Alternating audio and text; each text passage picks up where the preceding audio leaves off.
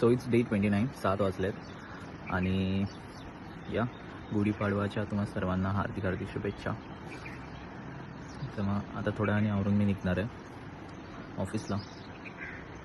गुढीपाडवाची सुट्टी नाही आहे ना, मी सेलिब्रेट करू शकत. सो या लेट्स गो.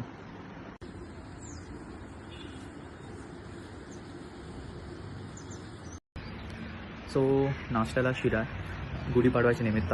सो आईने खूप कमी साखरमध्ये बनवली आहे. शुगर खूप कमी आहे बट तिने बनाना खूप टाकला आहे. So just to add that sweetness and या हॅविंग शिरा.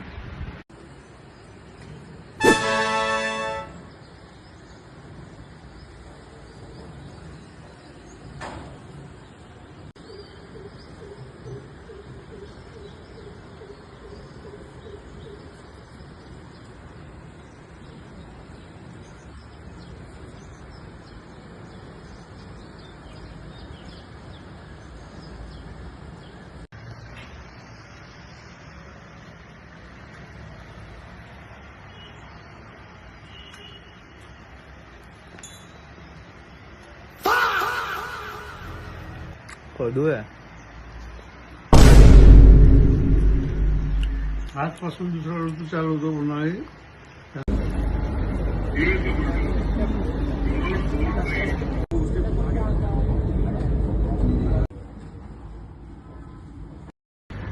सो अराउंड 2:42 झालेत. मला भूक लागलेली तर मला कळत नव्हतं मी काय खाऊ, तर खाली आलेलो असंच. तर एक इडलीवाला होता तर मी इडली 1 प्लेट खाल्ली मी. सो या आणि मग म्हटलं थोडं खाली आलो तर चालून घेऊ, मग थोडं बरं वाटतं म्हणून.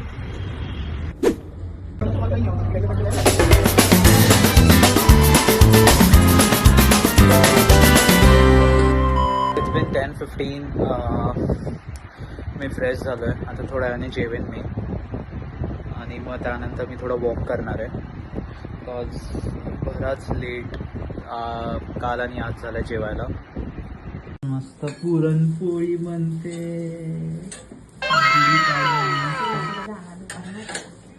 पुरणपोळी, भजी, गुळवणी, आमटी. सो 10:40 झालेत आणि मस्तपैकी गुढीपाडवा निमित्त मस्त आईने पुरणपोळी, आमटी, गुळवणी केलेली आणि माझं पोट भरलं आहे. आता थोडं वॉक करणार आहे. अँड डे 29 माझा ओके होता. म्हणजे सकाळी गुढी उभारली, मला खूप भारी वाटलं.